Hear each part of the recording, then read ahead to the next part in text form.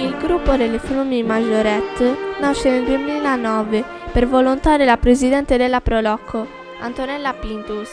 Alle origini il gruppo contava circa 30 ragazzi dai 6 ai 12 anni di età. Trascorsa la fase organizzativa, cominciamo a prendere lezioni da una professionista, insegnante di twirling. Il twirling è uno sport per alcuni aspetti simile alla ginnastica ritmica e artistica, ma che tuttavia presenta alcuni elementi che lo caratterizzano in maniera fondamentale, in modo particolare l'utilizzo di un bastone. Cominciarono le prime esibizioni nel nostro paese, per accompagnare la banda musicale in occasione di feste popolari e religiose. L'emozione era tantissima, ma l'esperienza no. Tuttavia, con molto impegno e dedizione, ci siamo immerse in questa disciplina, per molti ancora sconosciuta, desiderosi di imparare a portare brio e allegria ai cittadini e compaesani, che apprezzarono con entusiasmo la novità da noi proposta.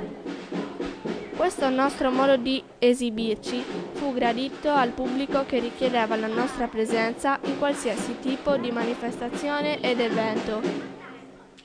Attualmente siamo seguite da un insegnante di Iglesias, Nicoletta. Inoltre, periodicamente ci raggiunge dalla Toscana la nostra cara insegnante di twirling, Ilaria Bertuccelli, insegnandoci nuove tecniche, dandoci anche un'impostazione marziale, tipica delle bande dell'Est Europa.